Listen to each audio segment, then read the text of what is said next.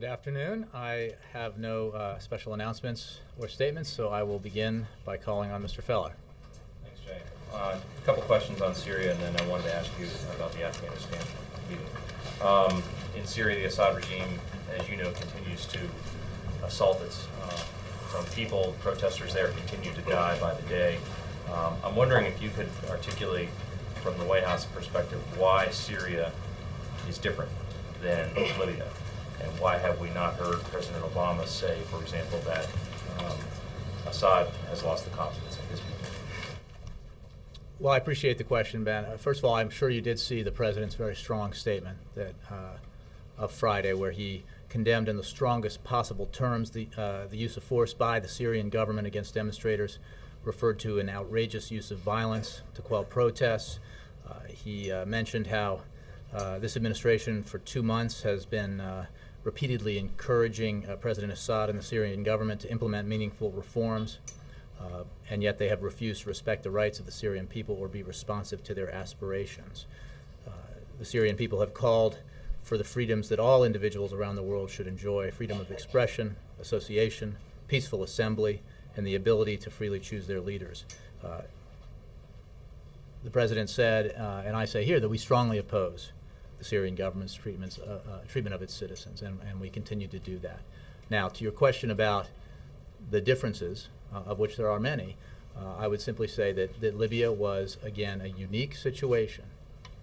We had large portions of the country that were out of the control of Muammar Gaddafi. We had a Gaddafi regime that was moving against its own people in a coordinated military fashion and was about to assault a very large city on the promise that the regime would show that city and its residents no mercy. We had an international consensus to act. We had the support of the Arab League to act in a multilateral fashion, and we supported that move to save the lives of the people of Misrata and elsewhere in Libya. So Libya was a unique situation. However, we continue to look for ways and are pursuing a range of possible policy options, including targeted sanctions, to respond to the crackdown in Syria and to make clear that this behavior is unacceptable. Now, you know, obviously, that Syria already is under some significant sanctions by the United States, but we're looking at other means to increase the pressure on the regime and the Syrian government in a targeted way. Do you think Assad still does have the confidence of his people? Well, it's up for it is up, as it is for all of these countries, it is up to the people of Syria to decide who its leaders should be. That's what we believe, and the Syrian people should certainly be respected. Their rights should be respected. They should not be attacked. They should not be killed as they express their grievances to the Syrian government. But again, our position in all these countries has been that it is up to the people of those countries to decide who their leaders are, and we call for processes of reform that allow that to take place. You mentioned sanctions would be targeted. Can you offer any sense of what that means and how they could potentially help stop the killing? Well, I don't have specifics for you because we're pursuing a variety of options, or looking at rather a range of options, including targeted sanctions. What we have seen is that sanctions can put pressure on governments and regimes to change their behavior, and I think that that would be obviously the goal of this. And we continue to encourage President Assad and his government to honor the promises that President Assad has made, to lift the emergency law, for example, to institute reforms, and obviously to cease the violence against his own people. And thanks. On the AFPAC meeting, can you describe whether, I know this is a monthly meeting, but obviously some big decisions coming up. Can you describe whether this is in any way a decisional meeting for the President? This is not a decisional meeting. This is one of the regular, as you mentioned, monthly meetings run by the President on Afghanistan and Pakistan, with the usual principles involved in that meeting, but it is not decisional. Yes. Also one on Syria and on an economic subject.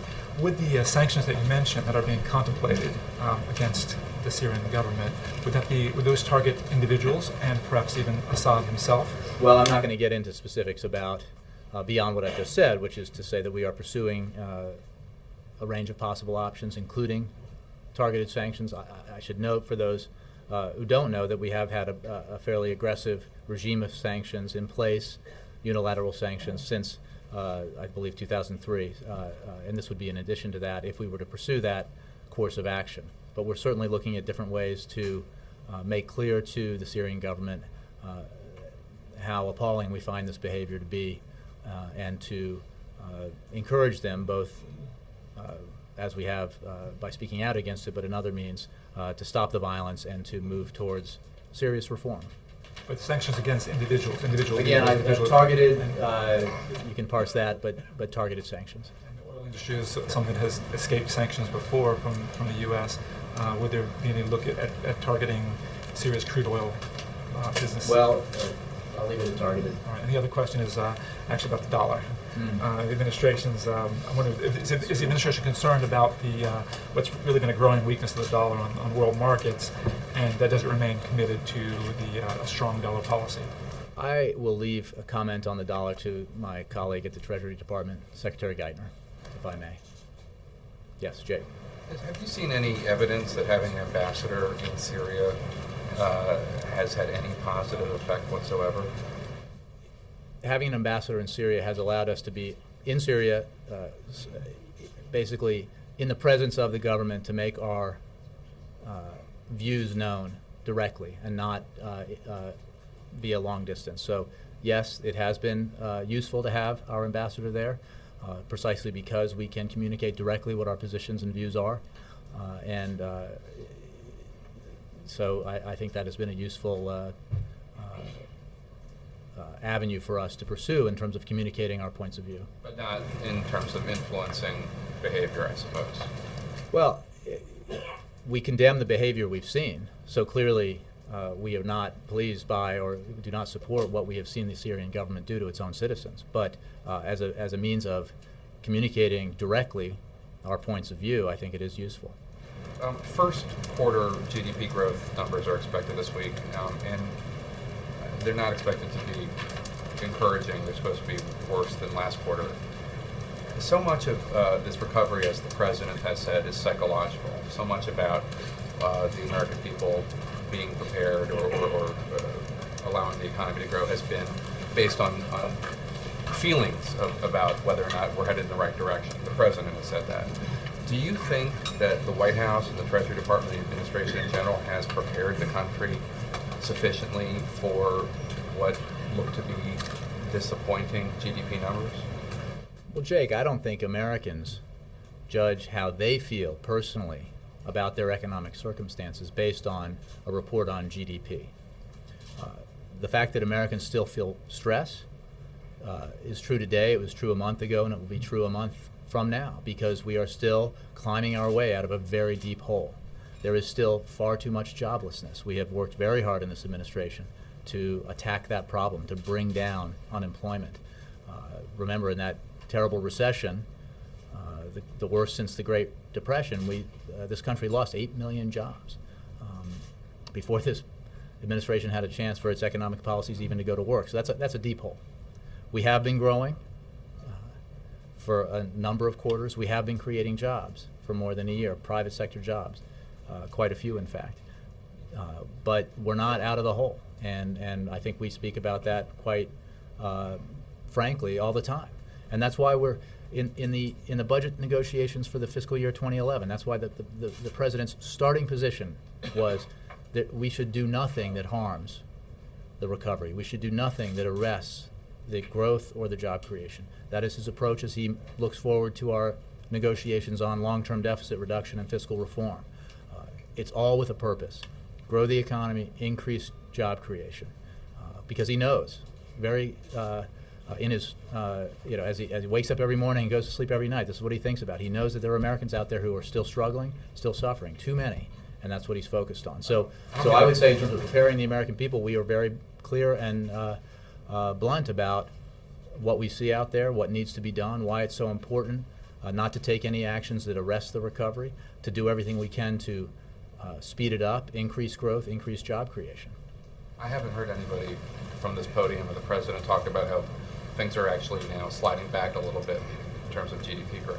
I mean, well, again, you're talking about GDP growth. The president and his various spokesmen speak all the time about the fact that unemployment is still too high. The fact that we are still climbing out of this very deep hole, the fact that we need to do everything we can to continue to grow the economy and increase job creation, and that concurrently, as you've heard him speak about quite a bit lately, because it's on Americans' minds and it's a real issue, the fact that rising gas prices have hurt Americans in their wallets and pocketbooks and have hurt their economic bottom lines. So he understands that that creates economic insecurity combined with all these other factors. So he speaks frequently about it, as in fact I think at all 3 of his town halls last week he did. Yes. Syria has significant economic interest in Europe compared to the U.S. Has the president reached out to European allies to see what maybe they will do? Well, as you know, we speak with our allies all the time about the situation in the region, in other countries as well as Syria, but I have no specific announcement to make about discussions with our allies. How important is it for European allies to take a similar track here as the U.S. considers sanctions? Well, I'm not going to dictate to other countries from here what they should or shouldn't do. What I will say is that we are very concerned about it, as I think many other countries are, and we are looking at a variety of options, a range of options, including targeted sanctions, more targeted sanctions aimed at the Syrian government. And what about international sanctions and the administration's desire? Well, yeah, one of the things, I mean, you have to, when the United Nations acts or other bodies acts as a collective group action, right now what we can do in a relatively short period of time is express our views very clearly and review possible unilateral actions we can take. The disclosure of new material from WikiLeaks and apparently as well, other sources about the situation following 9/11, when a lot of information was assembled about various actors. Were there lessons learned from that in terms of what we might have been able to do with the information that we had but didn't accomplish, as in tracking down Osama bin Laden? Do you want to comment on the release of the documents? Do you want to comment on what we might have done? I mean, the release of classified information we condemn in the strongest possible terms. And we think it's unfortunate that the New York Times and others news organizations have made the decision to publish numerous documents obtained illegally concerning the detention facility at Guantanamo Bay. The issue in terms of the content of that material, obviously we have been aware of the detainee assessment briefs. The publication of them has not does not make them new to us. So I'm not sure in terms of the question about the substance of the. Does it make them, the fact that it's now out there, does it offer an opportunity for reflection on what we didn't do? Well, and didn't. I think what we're focused on right now is what the president is committed to, which is working towards the ultimate closure of the detention facility, consistent with the good security practices and values that we have as a nation, consistent with the previous president, George W. Bush, John McCain when he was a candidate, uniform military leadership. But on the Talk more about the intelligence Well, that was developed on. I don't have any comment on the specific intelligence. I would note that the assessment briefs were compiled by the Department of Defense between 2002 and early 2009, and obviously the president in early 2009 created his Guantanamo Review Task Force, which took into account those assessment briefs, but also other sources of information. And you should not assume that the conclusions of that task force were the same as the conclusions in those briefs about individual detainees. I just think that's an important point to make, because these are not, a detainee assessment brief from 2006 may or may not be reflective of the administration or the government's view of that particular detainee in 2011. And on Syria, I didn't get the impression from your comments that the ongoing activity of the Syrian government in repressing its people has speeded up this decision process on possible new sanctions. Has it? Well, I think you haven't heard me say from here before, or others, that we are considering a range of options, including targeted sanctions. I think that we are very concerned by the actions. Are you saying that they're likely to be new sanctions? I'm not going to make an announcement. I'm saying that we're reviewing options, and obviously we're doing that in light of the actions that have been taken by the Syrian government against its people.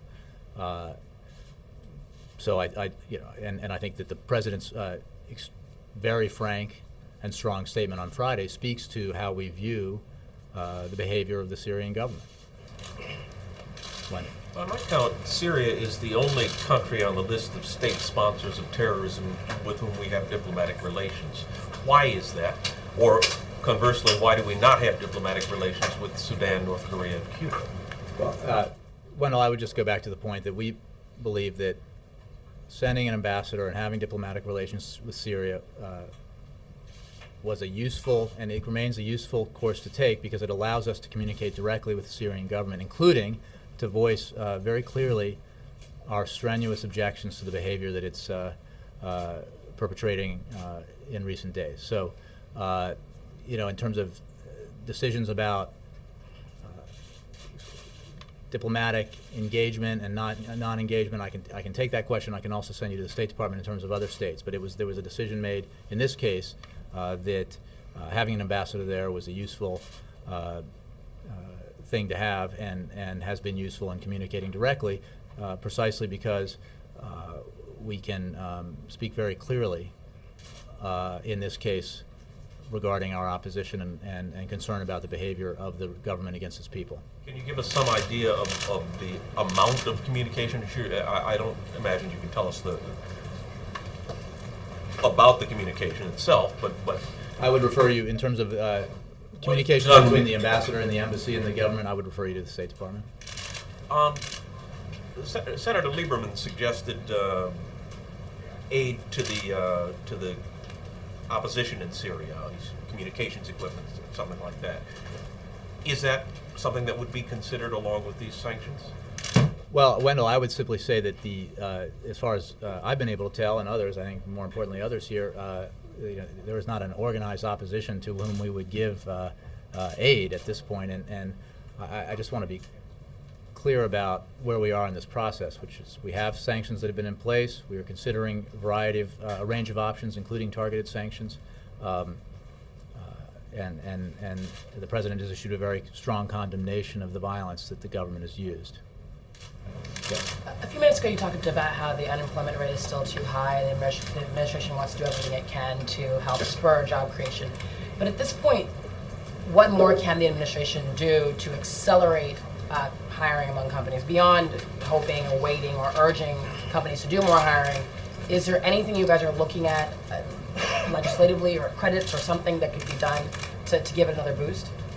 Well, I would say that the President's budget proposal, as well as his fiscal reform framework that he put forward, includes within both cases the kind of investments, continued investments we need in clean energy, for example, which are so vital to the long-term economic future of this country in two different ways. One, to create the industries that are industries of the future in this country, and therefore jobs in this country, and two, to reduce our dependence on foreign oil, an issue that is of high priority right now as we all deal with the high prices at the pump. And within the context of that, I think it's important to point out that in both the President's 2012 budget proposal and in his fiscal reform plan, he calls for the elimination of subsidies to oil and gas companies. Major oil and gas companies are going to report this week significant, if not record, profits. Given the constraints that we are under, given the need to tighten our belts, given the need to reduce the deficit, this President feels very strongly that it is inappropriate to continue those subsidies. And when Americans are going every day of the week to their local gas stations and filling up and seeing a tank of gas cost $60, $70, $80 or more, I think they would be appalled to learn that major oil companies and oil and gas companies will be announcing record profits this week in the tens of billions of dollars in some cases, certainly collectively. And that's good. It's good for American companies to have profit. What is not necessary is for the taxpayers to subsidize companies that are experiencing those kind of record or substantial profits, and especially when we can't afford it. We need to use that money elsewhere. We need to use that money for clean energy investment so that we have the industries of the future and we can reduce our dependence on foreign oil. The President has made very clear we need to do that by 2025, by a third. We need to diversify our energy sources because there is no silver bullet solution to these price hikes that we see in oil prices. So we need to take a comprehensive approach. And one of the things we need to do is end that subsidy, because I think most Americans would agree with the president that it's simply crazy and unsustainable to continue to subsidize the oil and gas companies when we need to reduce our deficit and invest elsewhere. So beyond the budget, which sounds like you're trying to lay a sort of groundwork or foundation to clean energy jobs and investments to create jobs down the road, there's nothing more immediate that would be stimulative to the economy, nothing like that could get through Congress, like any more tax credits or breaks for companies. It's basically the longer term budget stuff that we're looking at, nothing more immediate. First of all, yes, basically there is a lot of long-term proposals out there that are very important to continuing our economic growth. I think most economists would agree that if we could reach a bipartisan solution towards significant deficit reduction that's balanced and maintains our investments that allow us to grow and create jobs, that would have a highly positive impact on the economy and job creation. And I would also say that the tax cut deal the president and members of Congress, leaders of Congress from both parties negotiated in December continues every week in the paychecks Americans receive to provide a stimulative effect, if you will, especially through the payroll tax holiday, putting money in Americans' pockets that they can then spend, in part to cover the high price of gas, but in other areas to help stimulate the economy. Jay, when Hold on when the president was I'm in going San through the here, Francisco, Laura. Thank you. On Syria, you mentioned that you're considering targeted sanctions. Is the U.S. also working for some sort of UN action? I don't have anything specific. We obviously work with the United Nations. We work with our allies and partners around the world regularly on the unrest in the region and different ways to approach it and to try to affect outcomes there in a positive way. But I don't have anything specific for you on UN action. Would it be helpful in this situation? Well, I'm not going to speculate. I think it always helps to work together with our partners, but we take actions multilaterally, unilaterally, all the time. Yep. Jay, San Francisco. I'm going to get through this and I'll get to you. Yes, Mark. Yeah. Jay, on the trip last week, President Obama did 6 fundraisers in 2 days, of which 4 were print pool only 2 open to radio and TV coverage. Can you tell us how you decide which of these fundraisers are going to be open to full coverage and which won't? Mark, I believe we have a policy in place that we've had for a long time in this administration that demonstrates. Seems consistent. Well, I'm happy to discuss with you how we do that. What we do provide is access to these fundraisers in a way that I think is certainly as great as previous presidents, if not greater, and that we believe that's important. But whether how each one is decided, I think, is based on the ways that we have approached this in the past. What is the meeting with the Attorney General about today? It's a meeting with a member of the cabinet the president has periodically. There's no specific agenda item. Yes, Rob. Jay, can you talk a little bit about the agenda tomorrow when the president meets with the Crown Prince of the UAE? Will he be making any specific requests of Crown Prince? They'll be discussing regional security issues, as you would expect. The UAE has been a very helpful partner with the coalition in dealing with Libya, and but I think they'll talk about broader issues as well as specifically Libya. But I have no announcement to make about possible announcements, if you will. Okay. And on AFPEC meeting, has Petraeus sent along any recommended number for withdrawal starting in July? I don't have anything on that. Yet? What I said is we're not at a point where the president's making a decision specifically on an approach to that transition point. But I'm sure that this is a discussion that's ongoing, but nothing will be firmly decided today. One just a cleanup thing. On the updated list of attendees, the Secretary of State wasn't listed. Is there any significance? I'll have to get to you on that. I don't know if I'll have to get back to you on that. Yeah. Considering the bombing of the Gaddafi compound over the weekend, Libya is suggesting that this is NATO and the United States trying to assassinate Muammar Gaddafi. What is your response to that? And going on that assumption, I mean, doesn't this beg the question of how far NATO and the U.S. should be going in this effort? Well, I will tell you that it is not the policy of this administration, and it is not the policy of outlined in United Nations Security Council Resolution 1973 to effect regime change through force. You should go to NATO to ask NATO about the specific decisions in terms of bombing missions, but the mission, the goal of the mission is clear: protect the civilian population, enforce the no-fly zone, enforce the arms embargo. And I've had frequently in the past gotten questions about why not, why the U.S. military or the NATO isn't trying to effect regime change through force, and that's because it is not prescribed in the United Nations Security Council in 1973, and because this country, this administration, does not believe that that is the right course of action to take. So these raids on the compound, this is strictly for For the strategic specifics, I purposes, would of a specific bombing mission, I would refer you to NATO, but it is certainly not the policy of the coalition of this administration to decapitate, if you will, or to effect regime change in Libya by force. Yes, Jackie. Yeah, can you tell us what, if anything, the president's doing this week by way of moving the ball on the budget front, since there's so little time remaining before the debt limit goes? Well, as you know, Congress continues its recess, and a number of members are traveling around the world as well as the country. So meetings are hard to come by, although not impossible. There will be discussions at the staff as well as probably the presidential level. We look forward to the meeting that the Vice President will host, bicameral, bipartisan meeting on May 5th. And he believes it's very important that that meeting begin a process of negotiations towards a bipartisan agreement on areas of consensus where we can actually reduce the deficit in a way that's balanced and helps the economy rather than hurts it. Given the number of comments from Republicans that simply don't believe that there's a big negative consequence, let alone default, if the debt limit isn't raised, does the president plan anything for May and June by way of making the case that this is something you don't want to play around with? Well, I think he's made the case, and I would just say simply that those members of Congress who have suggested that are dead wrong.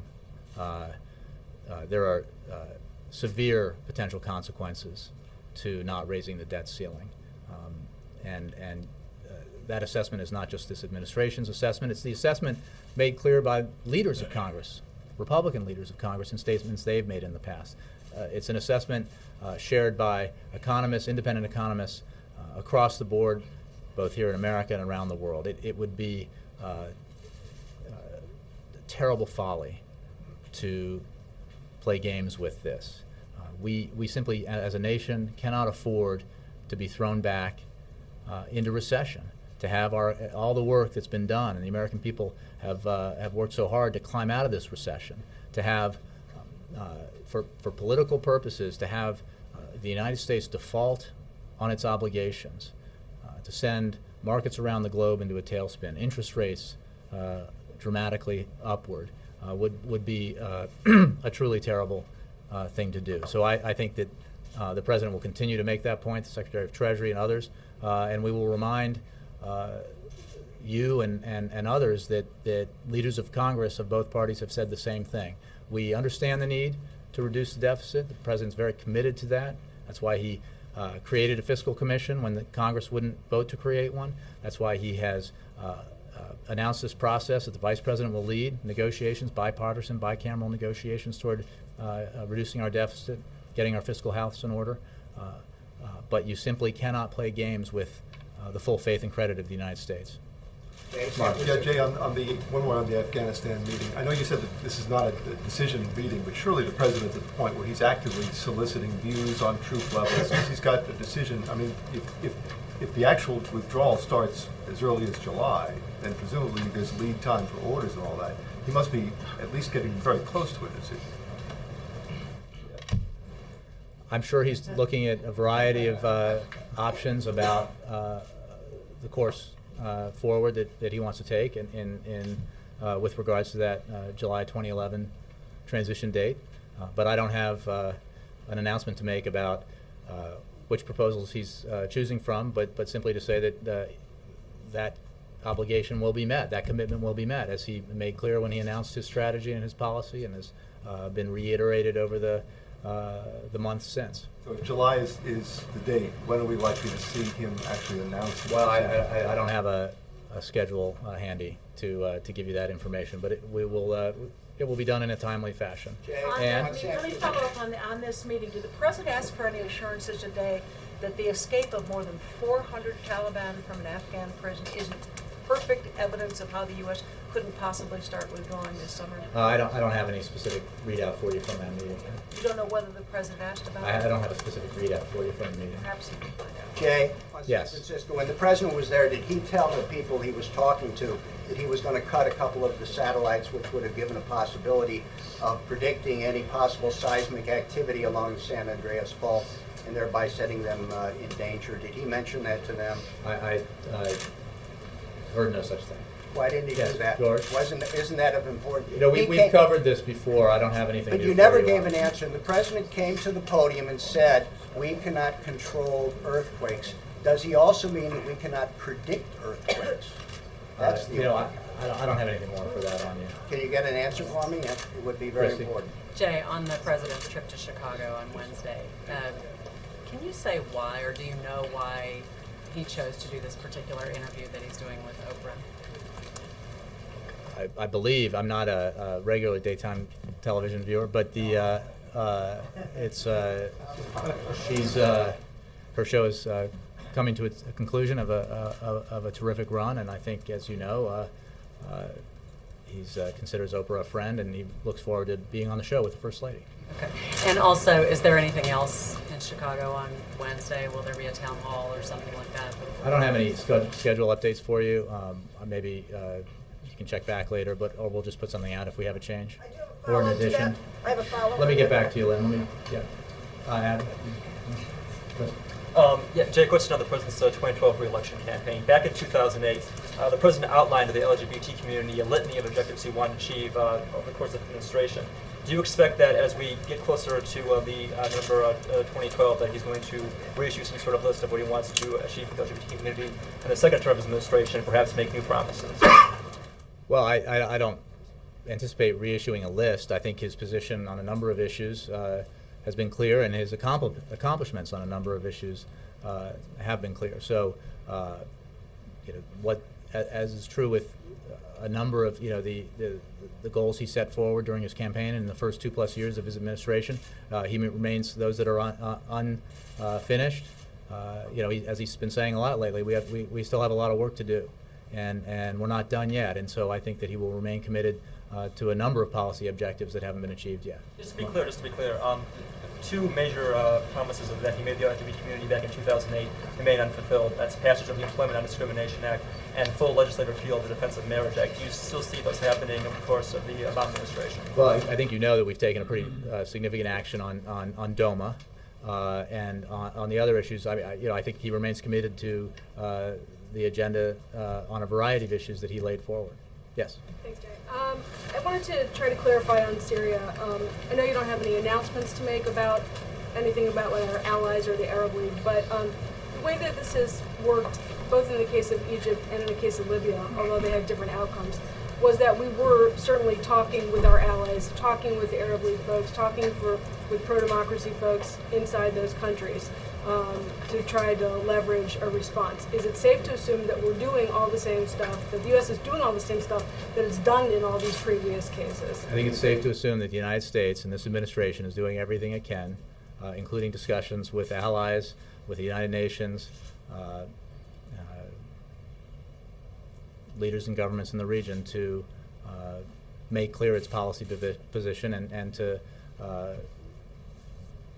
make clear to the Syrian government that we believe it needs to cease and desist from the violence it's been perpetrating against its own citizens. I think the conventional wisdom would probably say that the hurdle in Syria is much higher because it's such a Pandora's box, right? That there's so many implications if there's any substantive response by the U.S. or the West. Is it the U.S.'s position that the U.S., either with its allies or unilaterally, may in fact continue to ramp up pressure and act more aggressively, sort of despite the conventional wisdom? What's Well, the warning to Syria? I know you've condemned them. Two things. One, every country is different. That's important to note, as we have, there has been unrest in a variety of countries in the region.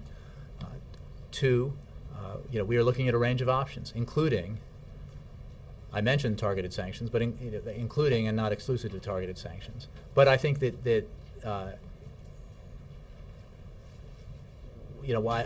by that I don't want to hint that there's some larger thing coming. This is a process in reaction to the appalling violence.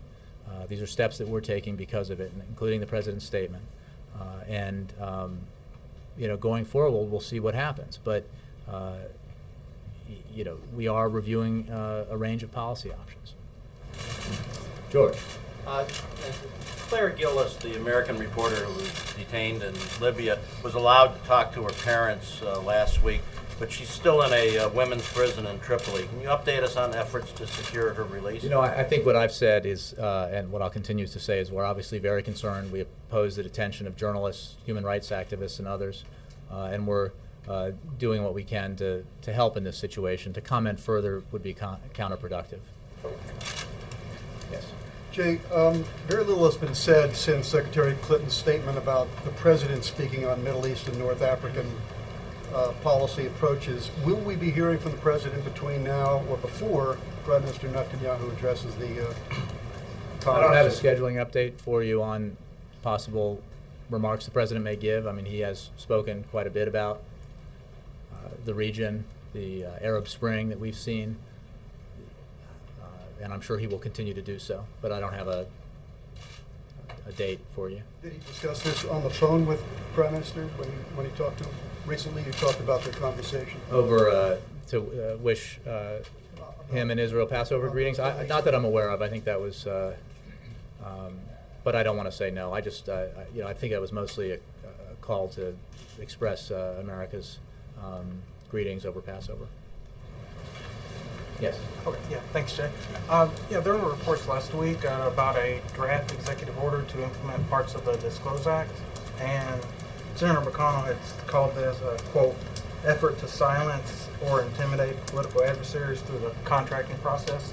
Well, that's just incorrect. And first of all, it's what we acknowledge is that there's a process underway. A draft is just that. It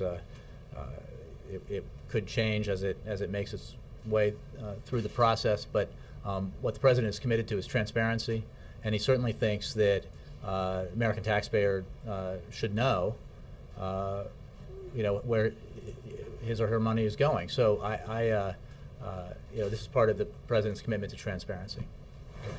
Yes. Thank you, Jay. Yeah. Go ahead. In his last three appearances, the president appeared to be drawing the line in the sand about Project Head Start as something he would not let be touched in the budget process. And I know that many people, including Congressman Joe Walsh, himself a fellow Chicagoan who taught in the inner city schools, said Head Start has considerable administrative problems. Just last year, the president's own HHS department and General Accountability Office listed reports showing Head Start not really meeting the mark in its administrative capacity or results in one case. Is the president aware of the critical reports of his own administration when he defends Head Start? Well, I haven't spoken to him about what you referenced, but I know the president remains committed to funding Head Start because he believes it is vital and it is important, and that when we're making budget choices, that's a choice we have to make to fund that program, especially when we need to look at our government and the ways we fund programs with an eye towards future economic growth and development in this country. And the education programs, including Head Start, are vital in terms of preparing Americans for the future. And there is a huge economic impact to not doing that, including the effect on the economy when you don't have kids who are properly educated and their inability to be highly productive members of society in terms of entering the workforce, and you decrease the opportunity to fill those high-skilled jobs that will be the jobs of the future in this country. So Head Start is very much a part of that package as he sees it. So the criticisms from the HHS department and GAO, which are only a year old. Again, I don't have any. I haven't had a discussion with him about analysis of this particular program. If you're telling me that a particular program may not be run perfectly or may have problems with it, that may or may not be true. But the president is committed to Head Start, and he's committed to investments in education precisely because of the economic imperative we have in this country to make sure our kids are educated and prepared for the 21st century, because we will not win the future if we do not have the best educated workforce in the world, and that's why he's so focused on this, even as we tighten our belts. Yes, Karen. Thanks, Jay. Just a quick question. You guys traditionally put out statements or proclamations on various religious holidays, and I don't think I saw one from the president on Easter yesterday. I was just wondering if there's any reason one didn't go out. The president went to church yesterday. It was well covered. I'm not sure if we put out a statement or not, but he obviously personally celebrated Easter with his family and went to church to celebrate that. And the highest Christian holiday, and you don't know if you put out a statement? Jay, come on. There was a statement? No problem. I'm glad you're asking these key, important questions, guys. The fact is the president took his family to church in a very high-profile way to celebrate Easter. I think it was highly visible to most Americans, and he, as a devoted Christian, he believes it's very important holiday for him personally, for his family, and for Christians around the country. Yes, David. Thanks, Jay. Another religious question. Yesterday, Franklin Graham said that the president has some issues to deal with when it comes to proving he was born in the United States. And last month, the Reverend Graham said also, the Muslim Brotherhood is very strong and active in our country. It's infiltrated every level of our government, meaning your administration. So I want to know if the White House is concerned that a top religious figure is making charges of this nature about the president and his administration. David, I would just say I think it's unfortunate that a religious leader would choose Easter Sunday to make preposterous charges. And I'll leave it at that. Thank you.